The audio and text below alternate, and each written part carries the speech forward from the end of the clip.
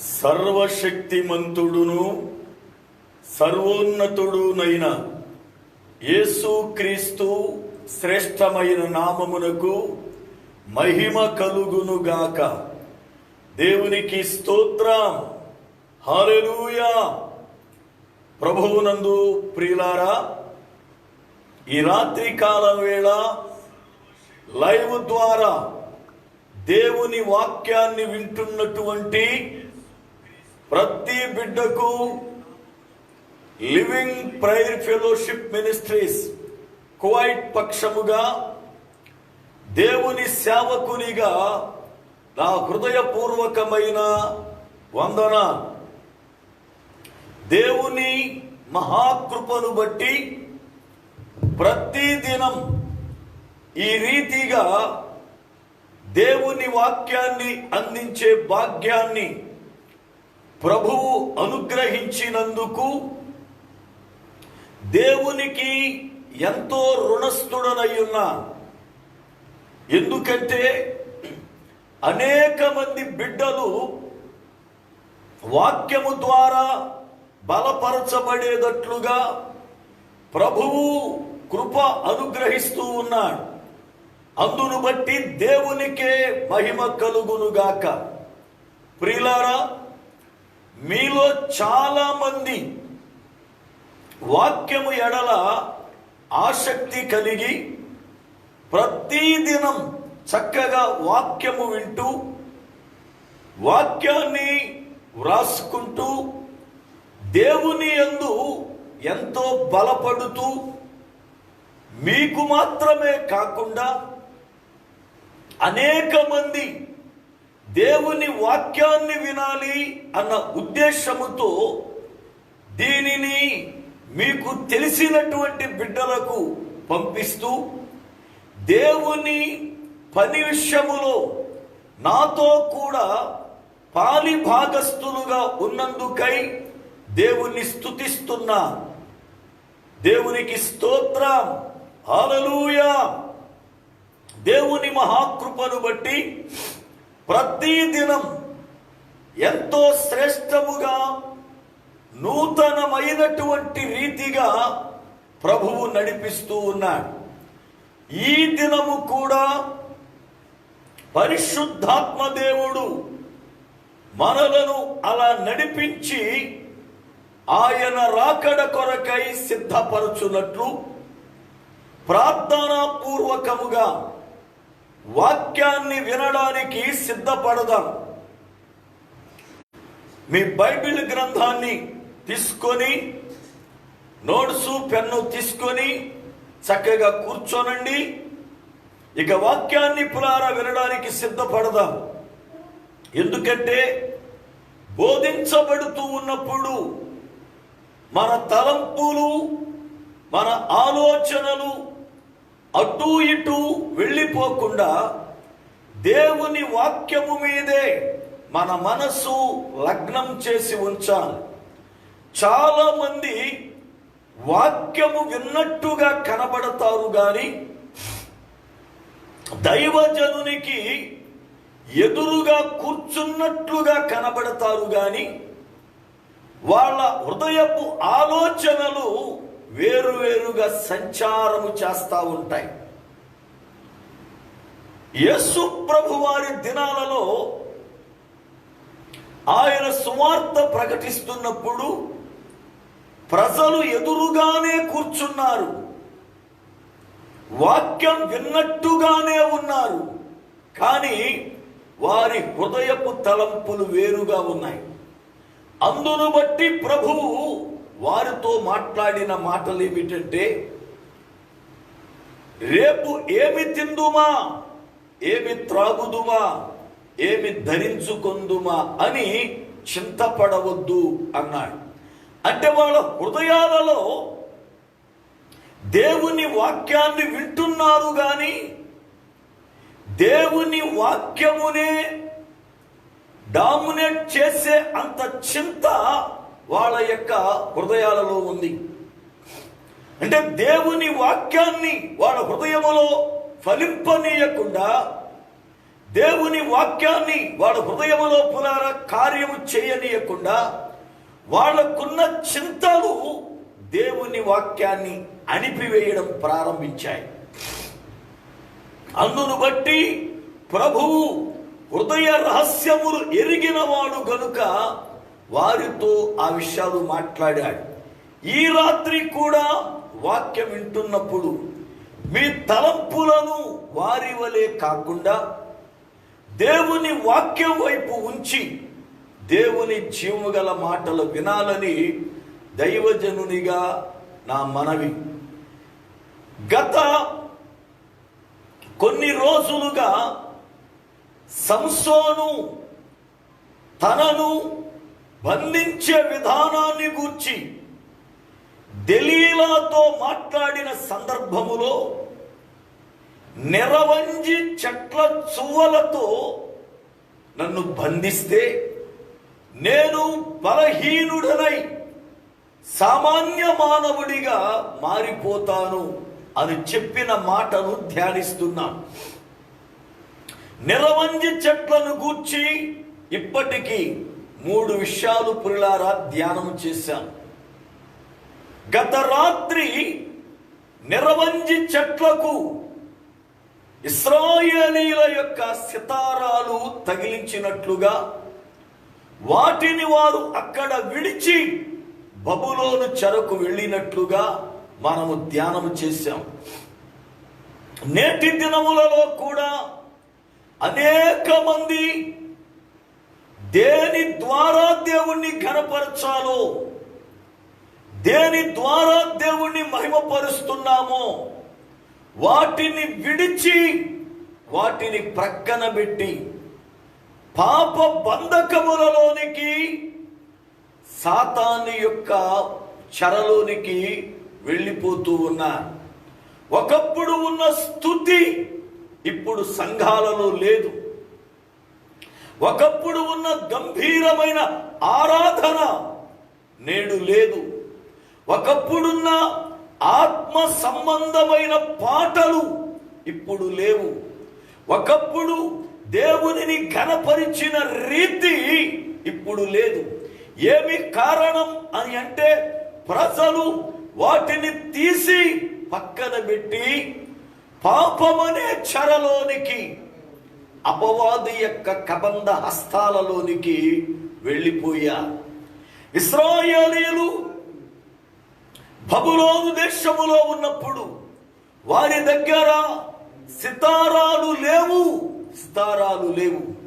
వాళ్ళ దగ్గర ఏ సితారాలను బట్టి దేవునిని ఘనపరిచారో, ఏ వాయిద్యములను బట్టి వారు దేవుణ్ణి మహిమపరిచారో, దావీదు భక్తుడు ఏ సితారాను బట్టి దురాత్మను వెళ్ళగొట్టాడో అవి ఇప్పుడు బబులోను దేశములో ఉన్న ఇశ్రాయేలీలకు లేవు. ఈ రోజున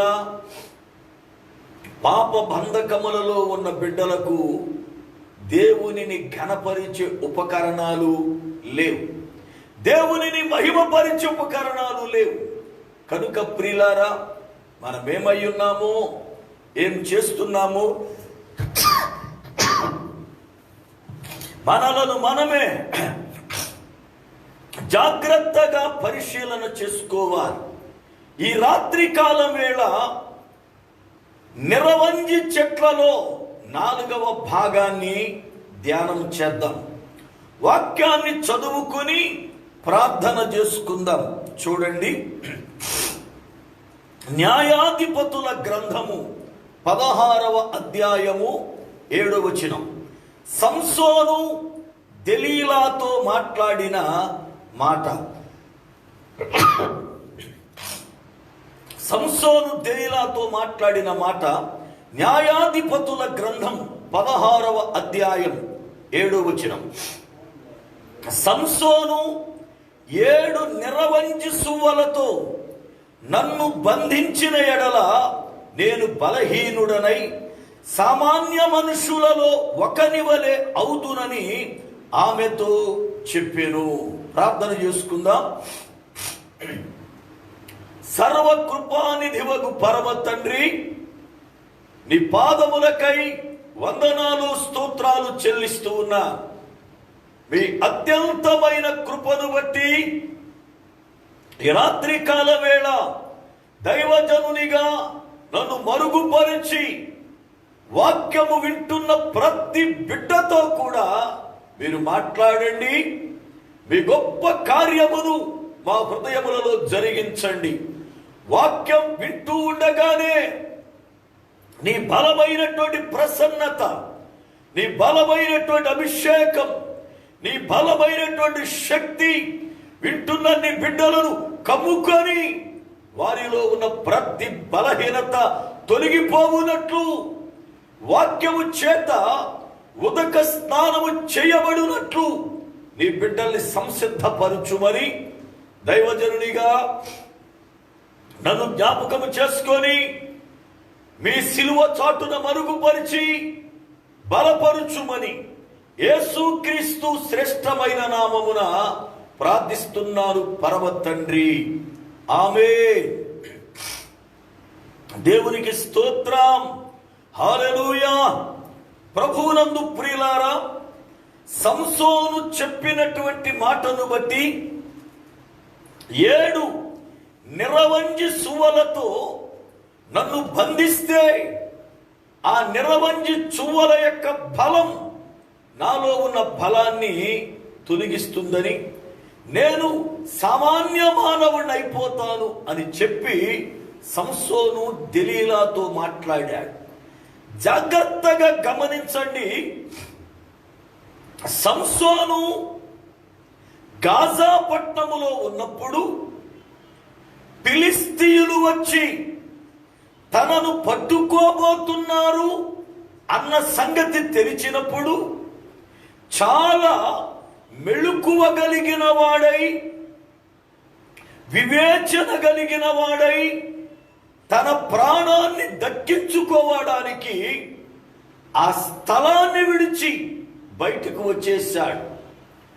ఇప్పుడు ఇక్కడ దెలీలా దగ్గర ఉన్నప్పుడు దెలీలా ఎన్నడూ కూడా నీ మహాబలం దేనిలో ఉంది అని అడగలేదే, లేక నా బలమును గూర్చి ఆమెకెందుకు వచ్చింది ఆలోచన అన్న మెళుకువ సంసోనుకు లేకపోయింది.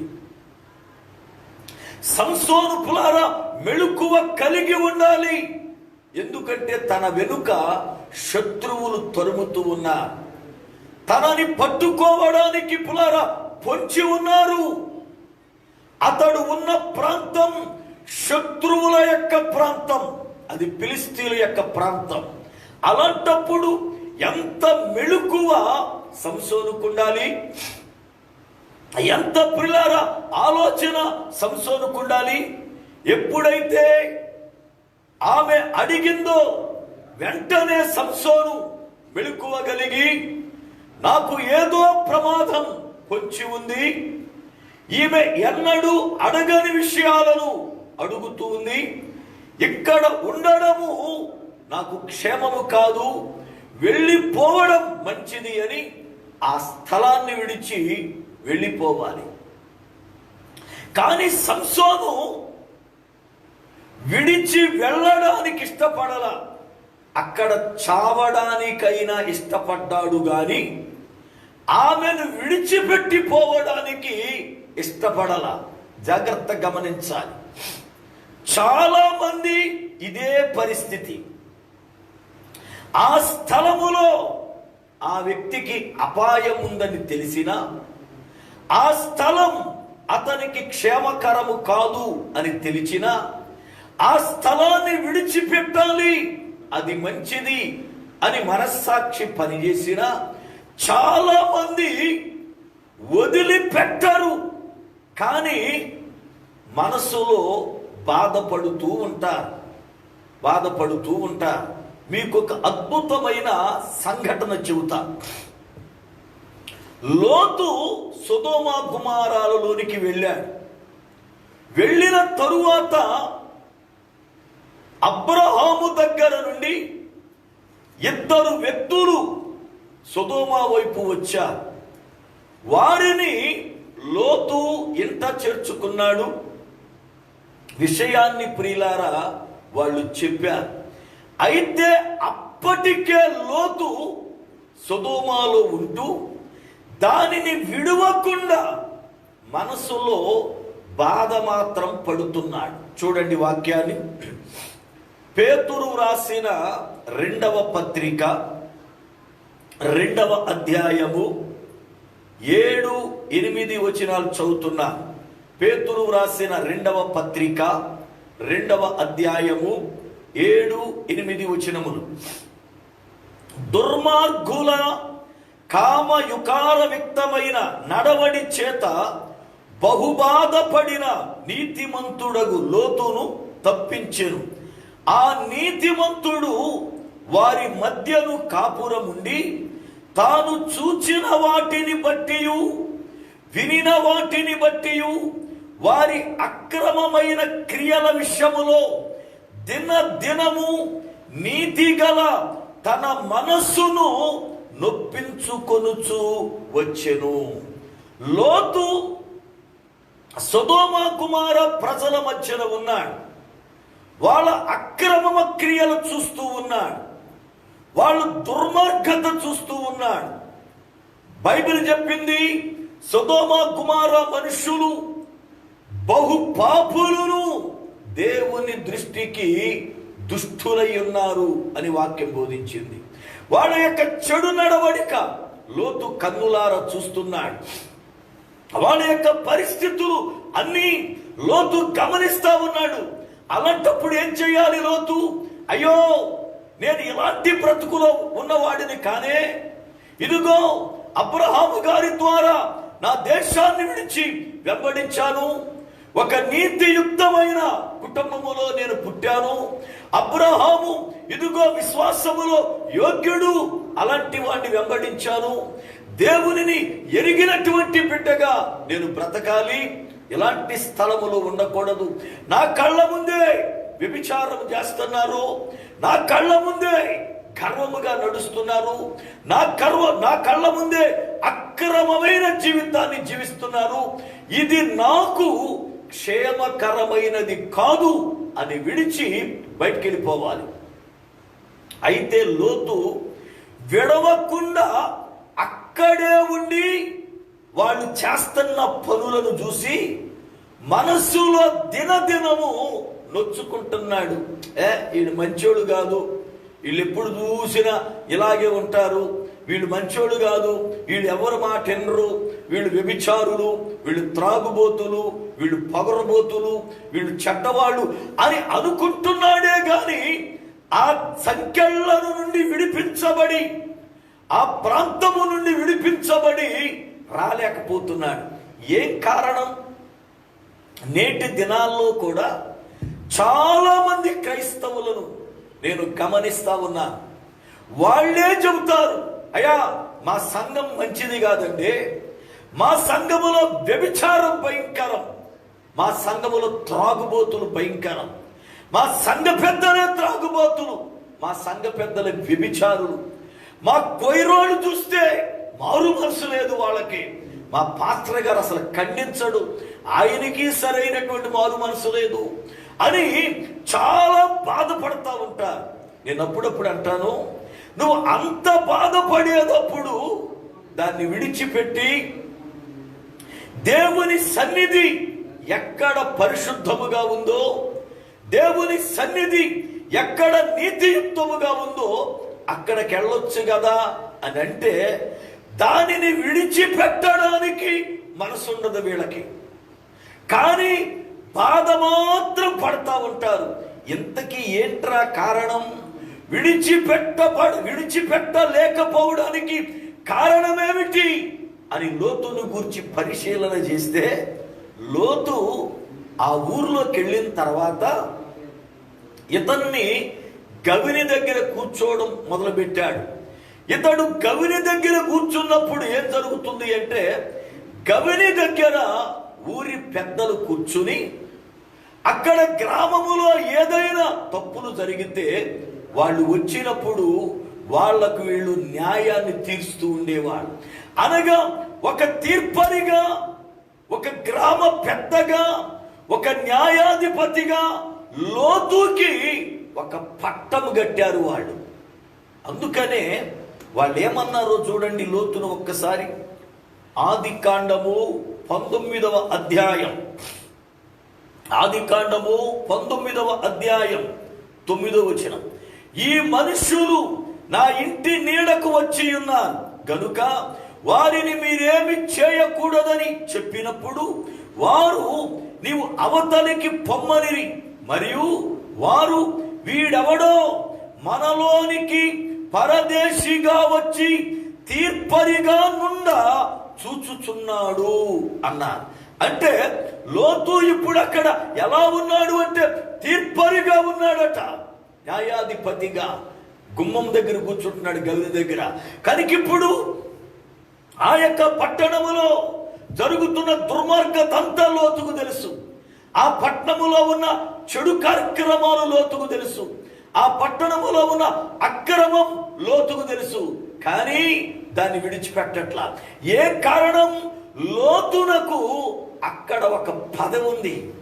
ఆ పదవి కొరకై ఎన్ని అక్రమాలు జరుగుతున్నా, ఎంత అన్యాయం జరుగుతున్నా దాన్ని వదిలిపెట్టుకోకుండా పదవి కోసం అక్కడే ఉండిపోయాడు. కానీ బాధపడతా ఉన్నాడు. చాలా మంది సంఘాల్లో ఇదే. ఆ సంఘాలు కూడా భలే తెలివిగా ప్రవర్తిస్తాయి.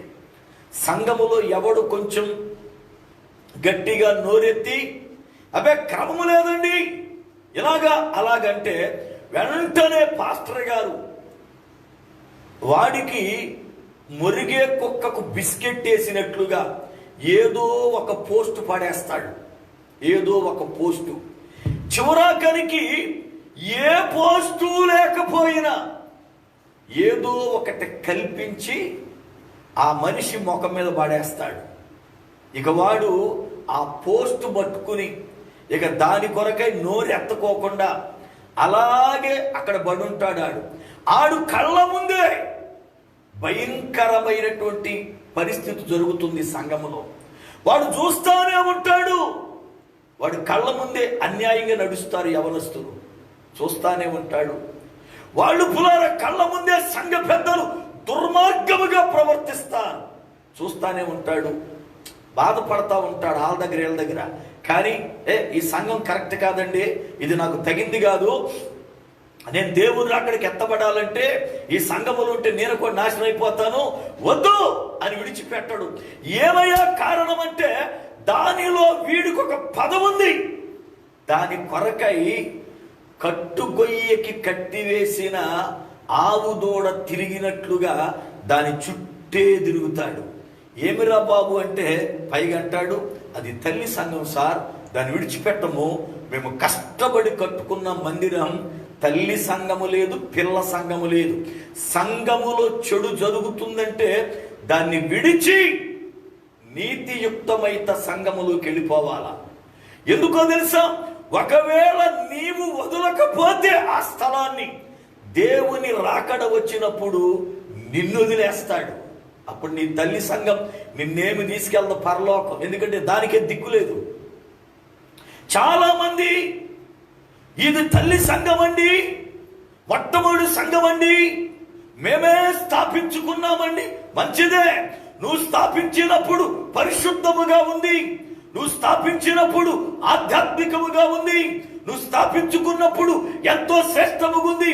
అది రాను రాను గర్విష్ఠురాలై పాడైపోతే, అపవిత్రురాలైపోతే దాన్ని సరిచేయడం నీ వల్ల కాలా, సరిచేయడం నీ వల్ల కాలా. అలాంటప్పుడు విడిచిపెట్టే. అంతేగాని తల్లి సంఘము పిల్ల సంఘము అని కూర్చుని పనికి మాలిన కబుర్లు చెప్పొద్దు. వదిలిపెట్టలేకపోవడానికి కారణం ఏంటంటే నీకు అక్కడ ఏదో ఒక బిస్కెట్ వేశారు, అది అక్కడే ఒక పోస్ట్ వేశారు నీకు. కనీసం సంఘములో పోస్టు లేకపోయినా నువ్వు అక్కడే బడి ఎడుతున్నావంటే నువ్వు ఎక్కడో దేంతో లింక్ అడిపోయావు. అక్కడ ఆ లింకును వదిలిపెట్టి రాలేవు. అది అంటది ఊరిక అన్ని సంఘాలు ఎలాగున్నాయి, అయినా ఈ సంఘంలో ఉన్న సేఫ్టీ ఎక్కడుంది అని అనగానే మనం నోరేస్తాడు. ఎందుకని? దాన్ని వదిలిపెట్టి బయట రాలేక నోరు మూసుకుని అక్కడే పడి ఏడుతూ ఉంటాడు. చాలా మంది సంఘములో దుర్మార్గత ఉందని తెలిసినా, సంఘాల్లో చెడు ఉందని తెలిసినా, ఆ సంఘములో పరిశుద్ధత లేదని తెలిసినా, ఆ సేవకుడు కరెక్ట్గా లేడు అని తెలిసినా అక్కడే పడి ఏడవడానికి కారణం ఏంటో తెలుసా? ఆ సంఘములో నీకేదో బలహీనత ఉంది, లేకపోతే అక్కడ నువ్వు ఎందుకుంటావు? మనం చూడండి, ఉదాహరణకి ఒక ఇల్లు మనం అద్దెకి తీసుకున్నాం. ఆ ఇల్లు అద్దెకి తీసుకుంటే అక్కడ మనకి సరిగ్గా వసతి లేకపోతే దాన్ని వదిలిపెట్టి వేరే ఇంటికి షిఫ్ట్ అవుతాం. ఒక ఇల్లు కట్టుకున్నాం, ఆ ఇల్లు పులారా ఎన్నో లక్షలు పెట్టి కట్టావు, దానిలో పరిస్థితులు బాగాపోతే అన్ని లక్షలు పెట్టి కట్టిన విడిచిపెట్టేస్తాం, అమ్మేస్తాం. వద్దండి, ఇది నాకు కుదరలేదు, పిల్లలు పాడైపోతున్నారని. లేదు, ఒక ఉద్యోగంలో చేరాము, ఆ ఉద్యోగంలో నీకు సరైన జీతం లేకపోతే, నీకు సరైనటువంటి వసతి లేకపోతే, నువ్వు అనుకున్నది ఆ ఉద్యోగంలో జరగకపోతే, అది ఎలాంటి ఉద్యోగమైనా విడిచిపెట్టేస్తావు. ఇన్ని విడిచిపెట్టి నీవు ఆత్మీయ జీవితములో చెడిపోయింది. ఇక్కడ మొదటి పవిత్రత లేదు, మొదటి ప్రార్థన లేదు, ఇక్కడ అన్ని రాజకీయాలే. సేవకుడు ఆత్మలో లేడు, సేవకుడు భ్రష్టుడైపోయాడు, సేవకుల్లో పరిశుద్ధత లేదు, సేవకుడే ఘోరమైన దుస్థితిలో ఉన్నాడు, సంఘ పరిచర్య బాగాలేదు. ఇలాంటి దానిలో ఉంటే నేనే ఆత్మ సంబంధంగా నాశనం అయిపోతాను, సంఘము ముఖ్యము కాదు, నా ఆత్మీయ స్థితి ముఖ్యమని దానిని విడిచి ప్రభువు నిన్నెక్కడికి నడిపిస్తే అక్కడికి వెళతావు. ఎందుకో తెలుసా? ప్రభు కావలసింది తల్లి సంఘము, మొట్టమొదటిగా స్థాపించిన సంఘము, పిల్ల సంఘము కాదు, పరిశుద్ధత కలిగిన సంఘం. దేవునికి స్తోత్రం. ఈ రోజున పులారా చాలా మంది ఆ స్థలాలను విడవట్లేదు, ఆ సంఘాలు విడవట్లేదు. ప్రియులారా, ఆలోచించండి. సంసోను వలె నీ బతుకు కూడా నాశనం అయిపోద్ది. సంసోను ఆ స్థలాన్ని విడవట్లేదు, ఆ స్థలం విడవట్లా. దెలీలా విసిగిస్తుందని తెలుసు, దెలీలా తన బలహీనతను గురించి ఆలోచిస్తుందని తెలుసు. ఇన్ని తెలిసినా దెలీలా మీదున్న మోహమును బట్టి సంసోను చావడానికైనా ఇష్టపడ్డాడు గాని అక్కడి నుంచి మాత్రం బయటికి రాటల్లా. నేడు చాలా మంది లోతు వలే, సంసోను వలే అక్కడే పడి చావడానికి ఇష్టపడుతున్నారు, కానీ దాన్ని మాత్రం వదిలిపెట్టలా. ఏమిరా కారణం అంటే అక్కడ ఏదో ఒక ఆకర్షణ వీళ్ళకుంది, లేకపోతే దాన్ని ఎప్పుడూ విడిచిపెట్టేవారు. ఈరోజున ఆలోచించు, నువ్వు విడవట్లేదు ఆ స్థలాన్ని అంటే అది నీకు అపాయకరమైన స్థలం అని తెలిసినా, ఆ స్థలములో దైవ సన్నిధి లేదు అని తెలిసినా దాన్ని విడవట్లేదు అంటే కారణం ఏదో బలహీనత నీలో ఉంది. ఏ బలహీనతో నిన్న అక్కడ కట్టి పడేసింది. లోతుని పదవీ వ్యామోహం కట్టేసినట్లుగా, సంసోనుని స్త్రీ ఆశ కట్టేసినట్లుగా నిన్ను ఏదో కట్టేసింది అక్కడ. అందుకే దాన్ని తెచ్చుకొని బయటకు రాలేకపోతున్నావు. పులారా, సంసోను ఇప్పుడు దెలీలాతో మాట్లాడుతున్న మాట, నన్ను 7 నిరవంజి సువలతో బంధిస్తే నేను సామాన్య మానవుల్లో ఒకలాగా అయిపోతాను అంటున్నాడు. అంటే అతడు సామాన్య మానవుడు కాదు అని అతనికి తెలుసు. నేను బలవంతుణ్ణి అని తెలుసు. అలాంటిది తన బలము పోయి సామాన్య మానవునిగా మారిపోవడానికి పిల్లారా మాట్లాడుతూ ఉన్నాడు. అయితే ఆయన చెప్పిన మాట 7 నిరవంజి సువలతో నన్ను బంధించు అని. దేవుని వాక్యములో మూడు విషయాలు నేర్చుకున్నాం నిరవంజి చెట్లను గురించి. ఇక 4వది ఈ రాత్రి పులారా మనము ధ్యానం చేద్దాం. చూడండి, యెషయా గ్రంథము 44వ అధ్యాయము 4వ వచనం. యెషయా గ్రంథము 44వ అధ్యాయము 4వ వచనం. నీటి కాలువల యొద్ద నాటబడిన నిరవంజి చెట్లు గడ్డిలో ఎదుగునట్లు వారు ఎదుగుదురు. గమనించాలి, దేవుడే ఈ మాటను స్పష్టముగా పలికాడు. ఓ యెషయా, బబులోను దేశములో నుండి విడిపించబడినటువంటి ప్రజలు, బబులోను చెర నుండి బయటకు వచ్చిన ప్రజలు ఎలాగుంటారో తెలుసా? నీటి కాలువల యొద్ద నాటబడిన నిరవంజి చెట్లు గడ్డిలో ఎదుగునట్లు వారు ఎదుగుదురు అన్నాడు. దేవుని లేఖనమును బట్టి నిరవంజి చెట్లను గూర్చి వ్రాయబడిన మాట నీటి కాలువల యొద్ద నాటబడ్డాయట. అనగా దేవుని ప్రజలు, దేవుని పిల్లలు ఎలా ఎదుగుతారయ్యా, ఎక్కడ ఎదుగుతారయ్యా అంటే వాక్యం బోధిస్తుంది, గడ్డిలో వాళ్ళు ఎదుగుతారు. గడ్డిలో ఎదుగుతారు. గడ్డిలో ఎదగడానికి కారణమేమిటి అంటే వాటిని ఆయన నీటి కాలువల యొద్ద నాటాడు. బాగా గమనించాలి. సృష్టిలో 2 విధములైన చెట్లున్నాయి. ఒకటి దేవుని చేత నాటబడిన చెట్లు, రెండవది భూమి మొలిపించిన చెట్లు. ఆదికాండము 1వ అధ్యాయము 11వ వచనము చదువుతున్నాను, చూడండి. ఆదికాండము 1వ అధ్యాయము 11వ వచనం. దేవుడు గడ్డిని, విత్తనములిచ్చు చెట్లను భూమి మీద తమ జాతి ప్రకారం తమలో విత్తనములు గల ఫలమిచ్చు ఫలవృక్షములను భూమి మొలిపించును గాకని పలుకగా ఆ ప్రకారమాయెను. మరలా చదువుతాను 12వ వచనం కూడా.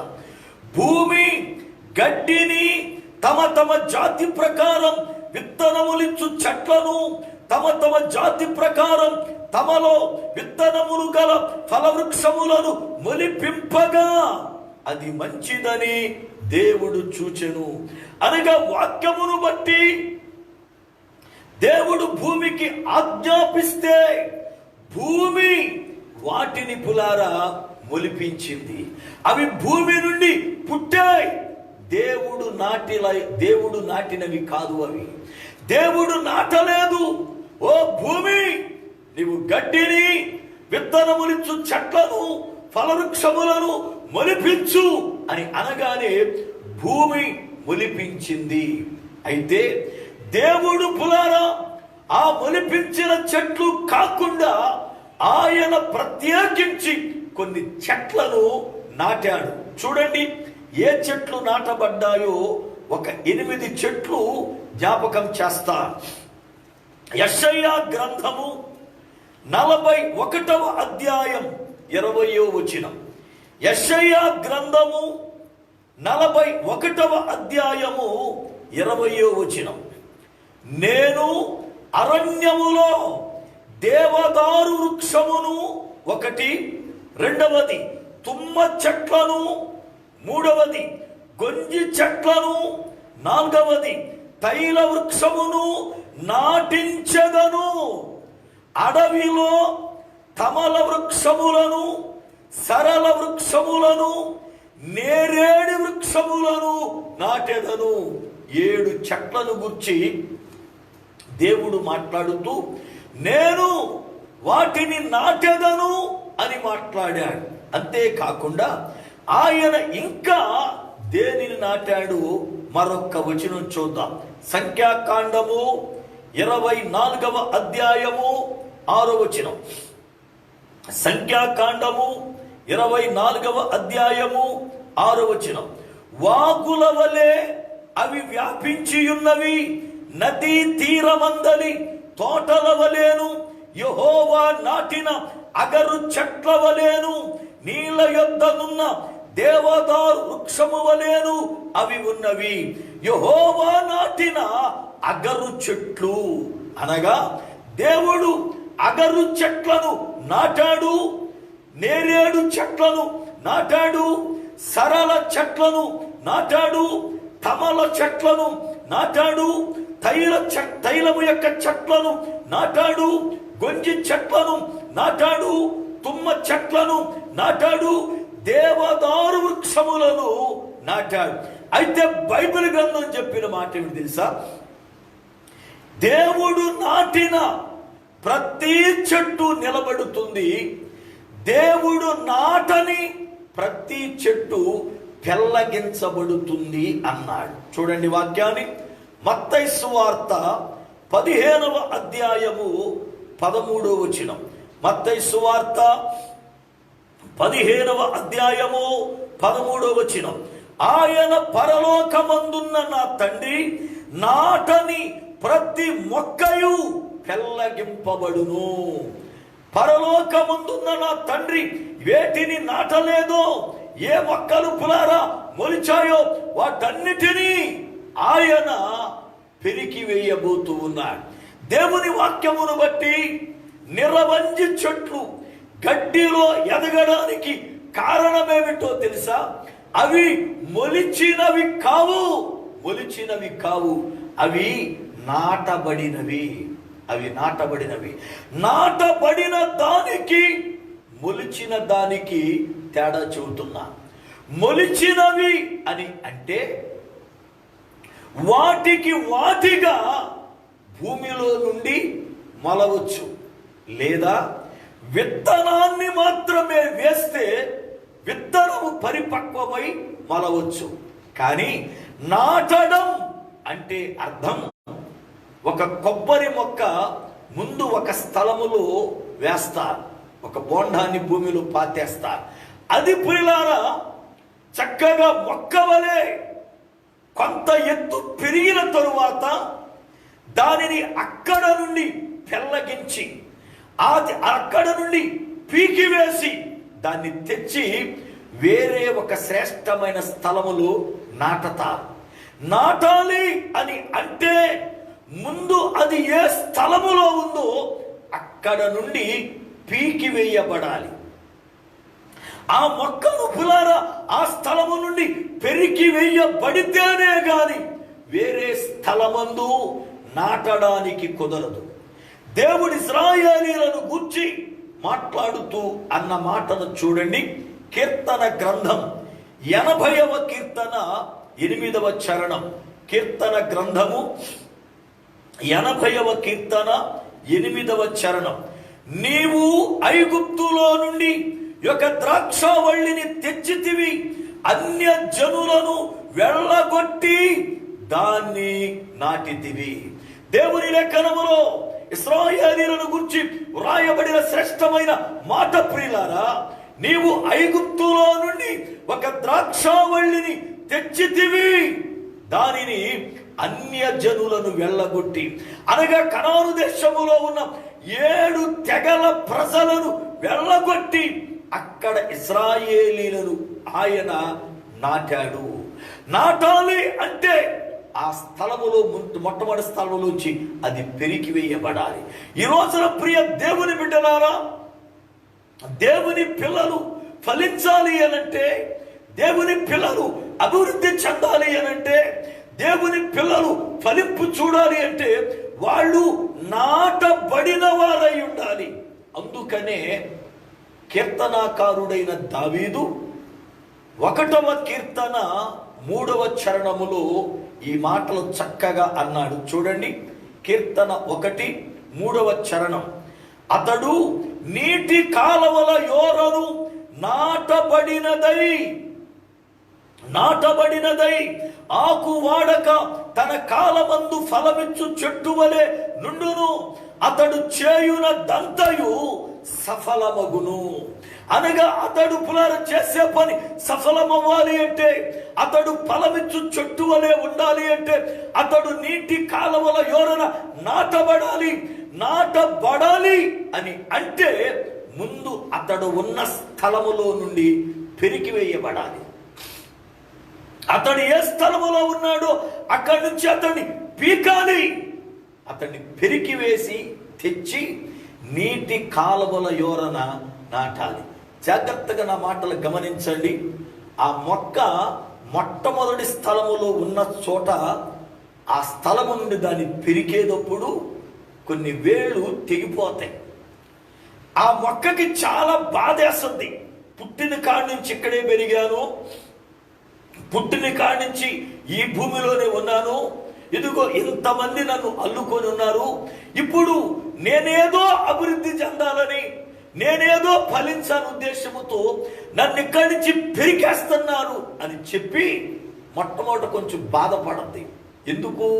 పాత స్నేహాలు విడిచిపెట్టలేక, పాత బాంధవ్యాలు విడిచిపెట్టలేక, పాత స్థలాన్ని మరవలేక కొంచెం ఇబ్బంది పడద్ది.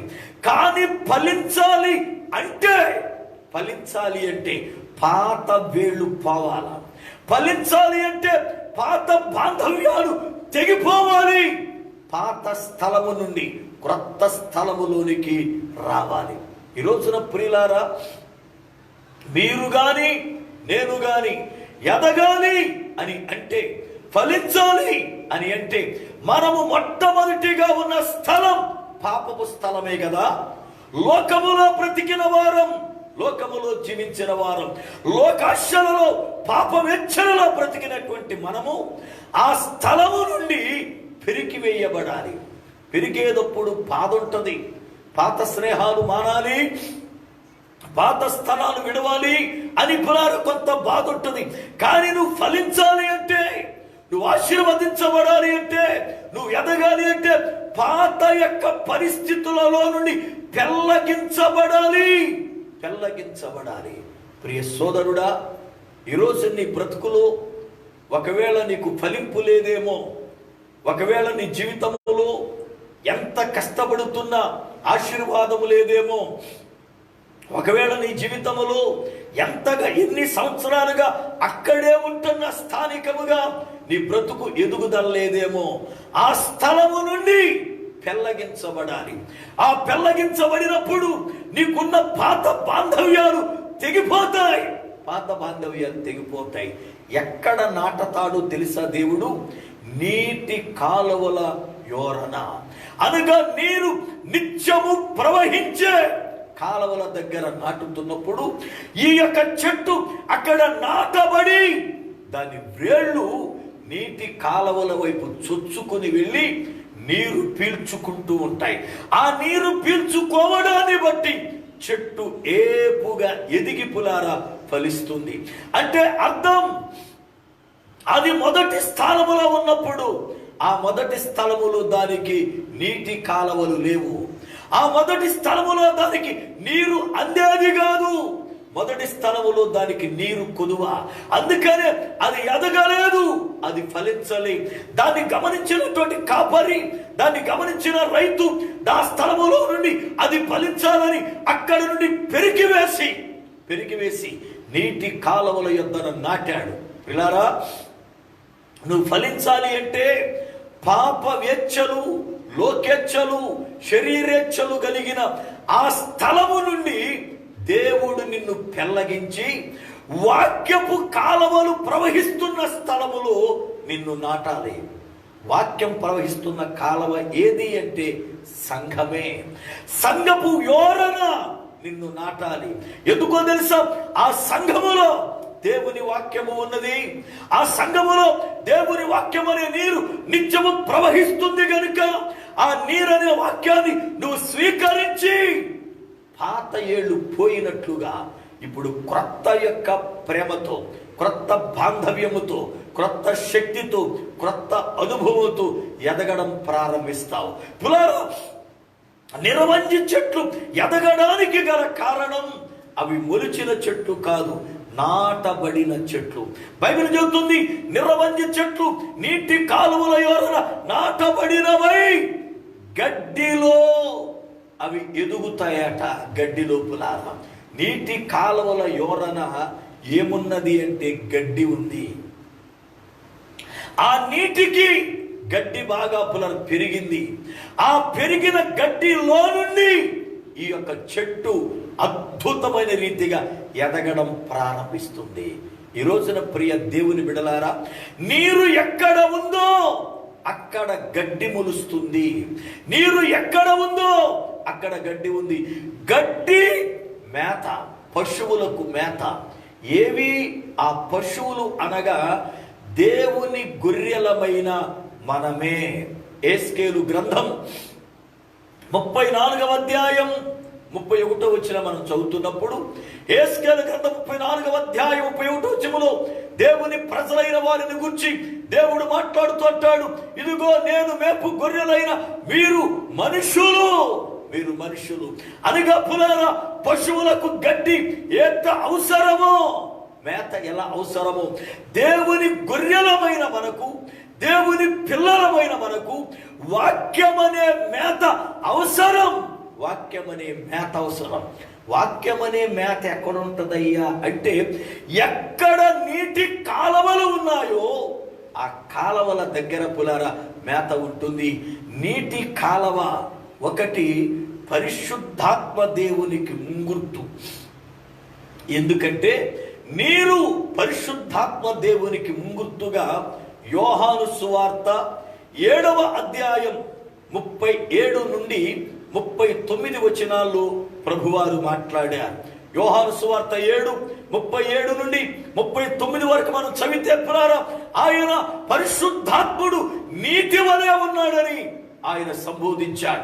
అనగా ఎక్కడ పరిశుద్ధాత్మ దేవుడు కాలువ వలె ప్రవహిస్తాడో, ఎక్కడ దేవుని ఆత్మ పులారా ప్రవహిస్తుందో, ఎక్కడ దేవుని ఆత్మ కుమ్మరించబడుతుందో, ఎక్కడ దేవుని యొక్క శక్తి, దేవుని ప్రభావం ఉందో, ఆ స్థలములలో వాక్యమనే మేత పెరుగుతుంది, వాక్యమనే గడ్డి పెరుగుతుంది. ఆ గడ్డిలో విశ్వాసులైన వారు నిరవంజి చెట్ల వలె ఎదుగుతారు.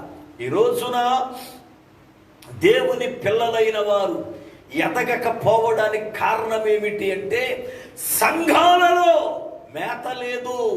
అందుకే మీరు చూడండి, చాలామంది ఇప్పుడు ఆరాధనలు లేవు గనక ఫేస్బుక్లోను యూట్యూబుల్లోనూ లైవ్ ఇస్తా ఉన్నా. చాలామంది వర్తమానాలు మీరు గమనించండి, వాక్యము కనబట్టలే, బయట లోకములో జరిగినటువంటి విషయాలను తీసుకొచ్చి వాక్యానికి ముడిపెట్టి వాళ్ళ పబ్బాన్ని గడుపుకుంటున్నారు. కానీ ఇది చెప్పడం ఏమైనా ఉపయోగమా?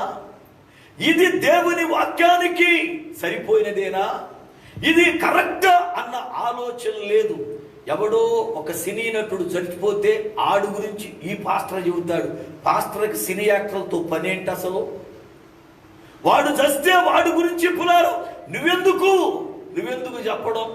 ఆత్మహత్య ఎందుకు చేసుకుంటారో తెలుసని దానికి ఒక టైటిల్. ఎక్కడో ఒకడు 10 మందిని బావిలో పడేస్తే వాడి గురించి బోధ.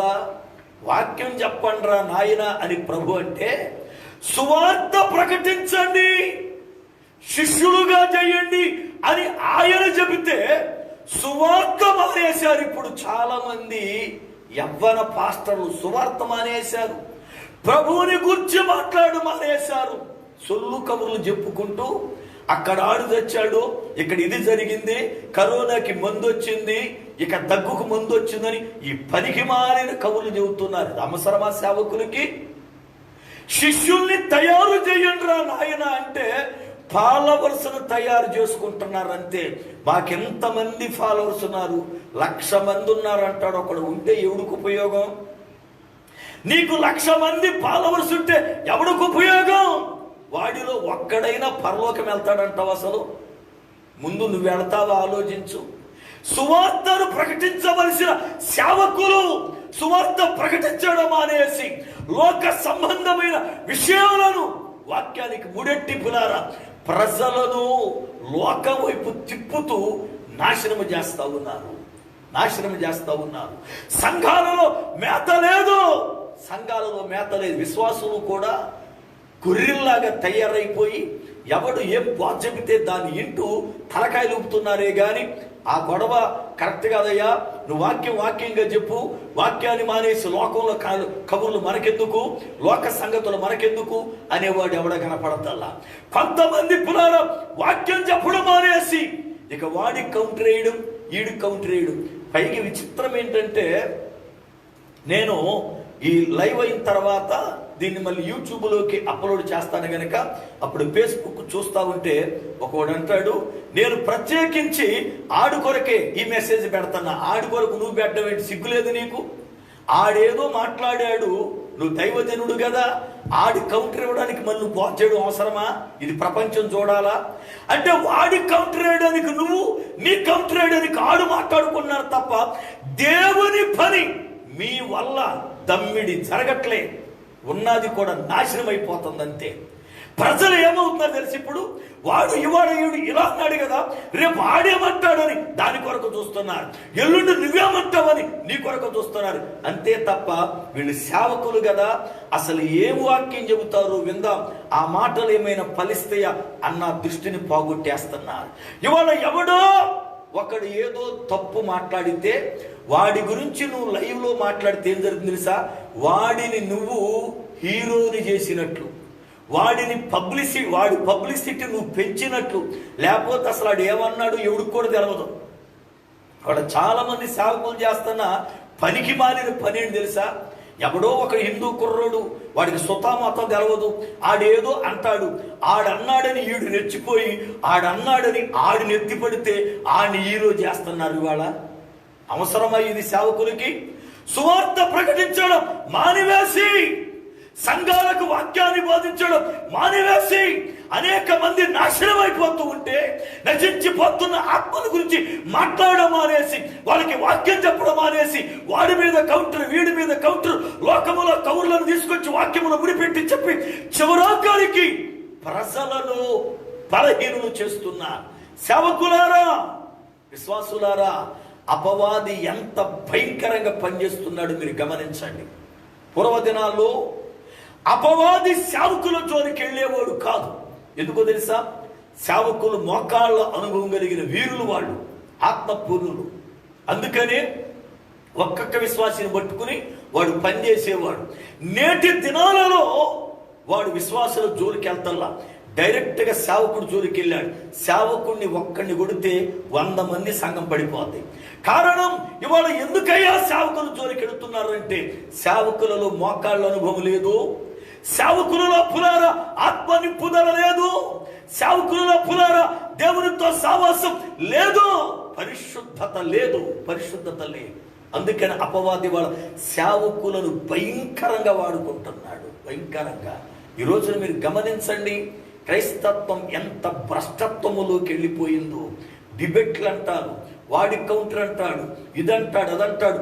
వాక్యము చెప్పి సువార్త చెప్పి నశించిపోతున్న ఆత్మలను నాకు శిష్యులుగా చెయ్యండి అయ్యా అని యేసు ప్రభు చెబితే అది ఎవడు పాటించకుండా ఇష్టానుసారముగా ప్రవర్తిస్తూ సంఘాలలో మేత లేకుండా పాడు చేసేశారు. ఈ రోజున పులారా, ఏ సంఘములో వాక్యం అనే మేత ఉంటుందో, ఏ సంఘములో వాక్యం అనే మేత ఉందో అక్కడ విశ్వాసి నిరవంజి చెట్టు వలె ఎదుగుతాడు. దేవునికి స్తోత్రం. సంఘములో మేత ఉండాలి అంటే, సంఘములో వాక్యం ఉండాలి అంటే, సంఘములో పరిశుద్ధాత్మ నింపుదల ఉండాలి. సేవకులారా, వాక్యాన్ని బోధిస్తున్నప్పుడు నీకు ఆత్మ అభిషేకం ఉంటుందా? చాలా మంది పరిశుద్ధాత్మ అభిషేకం లేకుండా, ఆత్మ నింపుదల లేకుండా ఏదో 4 రిఫరెన్స్లు రాసుకొచ్చేసి చదివేస్తూ ఉంటారు. ఆత్మ నడిపింపు ఉండదు. ఏదైనా పావు గంట చెప్పండి అయ్యి అంటేనే నీళ్లు దాగేసి సొల్లు కబుర్లు చెప్పి, ఆ మాటలు చెప్పి ఈ మాటలు చెప్పి వాక్యాన్ని ముగిస్తారే తప్ప ఆత్మ నడిపింపుతో చక్కగా వాక్యాన్ని ప్రకటించి ప్రజల హృదయాలను ప్రభు వైపు తిప్పేవారు కరువైపోయారు. ఈ రోజున ఎందుకు లేదు దేవుని వాక్యం నీలో? ఎందుకు లేదు దేవుని వాక్యం నీ సంఘములంటే? ఒకటి, నీటి కాలవల యోరన నువ్వు లేవు. నీటి కాలవల యోరన నీ ఉంటే, పరిశుద్ధాత్మ అనుభవంలో నీ ఉంటే, దేవుని ఆత్మాభిషేకం నీవు కలిగి ఉంటే, వాక్యం అనే మేత మొలుస్తుంది. వాక్యం అనే మేత మొలుస్తుంది. ఎక్కడ వాక్యం ఉంటుందో ఆ వాక్యములో నుండి నిరవంజి చెట్లు ఎదిగినట్లుగా దేవుని పిల్లలైన వారు కడవరి దినాలలో బలవంతులైన విశ్వాసులుగా, అపవాది యొక్క కోటలను కూల్చేటువంటి విశ్వాసులుగా వాడు ఎదిగి పులారా సిద్ధపడతారు. దేవుని పిల్లలారా, ఇవాళ నీ జీవితంలో ఎదుగుదల ఉందంటారా? ఆలోచించండి. ఎన్ని సంవత్సరాలుగా దేవుని మందిరానికి పోతూ ఉన్నావు? ఎన్ని సంవత్సరాలుగా దేవుని వాక్యాన్ని వింటున్నావు, ఎన్ని సంవత్సరాలుగా వాక్యాన్ని చదువుతున్నావు, ఏమైనా ఎదుగుదల ఉందా? నీ బ్రతుకులో ఏమైనా ఎదుగుదల ఉందా? ఆలోచించండి. ఆ పొడి పొడి మాటలే, ఆ పొడి పొడి రిఫరెన్స్లే ఆత్మ నడిపింపు ఉండదు. పిల్లల వాక్యం బోధించడానికి దానిలో ఏమాత్రం కూడా బలం ఉండదు. ఈరోజు అనేక మంది వాక్యము లేక నశించిపోతున్నారు. దేవుని వాక్యం పిల్లలు బోధిస్తూ ఉంది, లేఖన బోధిస్తుంది. నిర్వంజి చెట్లు ఎలాంటివి అనంటే నీటి కాలువల యోరన నాటబడినవై గడ్డిలో ఎదుగుతున్న మొక్కల వలె అవి ఎదిగేటువంటి చెట్లు. పిల్లారా, ఈ రోజున నువ్వు ఎదగాలి విశ్వాసిగా అంటే, నువ్వు బలపడాలి విశ్వాసిగా అంటే, మొదటిది నీ ఉన్న పాప స్థలము నుండి పెరికి వేయబడాలి. నువ్వున్న స్థలం ఎలాంటిదైనా దాన్ని విడిచిపెట్టాలి. రెండవది, పరిశుద్ధాత్మ నడిపింపు కలిగిన సంఘములో, పరిశుద్ధాత్మ నడిపింపు కలిగిన సంఘములో నాటబడాలి. అక్కడ మేత అనే గడ్డి నీకు దొరుకుతుంది. ఆ మేత ఉంటే ఎదుగుతావు. మేత లేకపోతే పిల్లారా ఎండిపోయి చివరాకరి కృషించిపోతావు. దేవుని రాకడొచ్చినప్పుడు ఎత్తబడకోకుండా విడిచిపెట్టబడతావు. దేవుని యొక్క రాకడలో ఎత్తబడాలి అంటే పెండ్లి కుమార్తెగా ఎదగాలి, పెండ్లి కుమార్తెగా ఫలించాలి, పెండ్లి కుమార్తెగా సిద్ధపడాలి. దేవుని యొక్క వాక్యం పిల్లలు బోధిస్తుంది. సంసోను అంటాడు, 7 నిరవంజి చెట్ల 7 నిరవంజి చువ్వలతో నన్ను బంధించండి. నిరవంజి చువ్వలు ఎలాంటి తెలుసా? ఎదుగుతున్నవి, మేతలో ఎదుగుతున్న ఆ యొక్క కొమ్మలను బట్టి, మేతలో ఎదుగుతున్న ఆ చువ్వలను బట్టి నన్ను బంధించండి. నిజమే, దేవుని యొక్క లేఖనములు పులారా నిరవంజి చువ్వలు ఎదుగుతున్నట్లుగా దేవుని పిల్లలు ఎదగాలి. నిరవంజి చువ్వలు ఎదుగుతున్నట్లుగా దేవుని పిల్లలు పులారా ఎదగాలి అంటే అవి గడ్డి ఉండాలి అంటే నీటి కాలువల యోరన అది నాటబడాలి. నువ్వు నాటబడ్డావా? నాటబడాలి అంటే పెళ్ళగించబడాలి. నువ్వున్న పాప స్థలములో నుండి పెళ్ళగించబడ్డావా? లోతు పెళ్ళగించబడడానికి ఇష్టపడలా. అక్కడే పిల్లారా బాధపడుతూ ఉన్నాడు. కానీ బలవంతముగా దేవుడు లాక్కొచ్చినా కూడా ఫలింపు లేదు. గమనించండి, సంసోను కూడా అక్కడే విసిగిపోతున్నాడు. గాని అక్కడ నుండి పెళ్ళగించబడి బయటికి రావడానికి ఇష్టపడుతున్నా. ఈ రోజున అనేక మంది పులారా ఉన్న స్థలములో నుండి అక్కడ పాపముందని ఎరిగినా, అక్కడ పరిశుద్ధత లేదని తెలిసినా, అక్కడ వాక్య క్రమము లేదని తెలిసినా, అక్కడ ఆత్మ నింపుదల లేదని తెలిసినా, అక్కడ పరిస్థితులు దైవానికి అనుకూలముగా లేవని తెలిసినా అక్కడ నుండి ఆ స్థలములో నుండి పెళ్ళగించబడి బయటకు రావడానికి ఇష్టపడతలేదు. పులారా, నీవు నాటబడకపోతే, నీటి కాలువల యోరన నాటబడకపోతే ఎదిగే అవకాశము లేదు.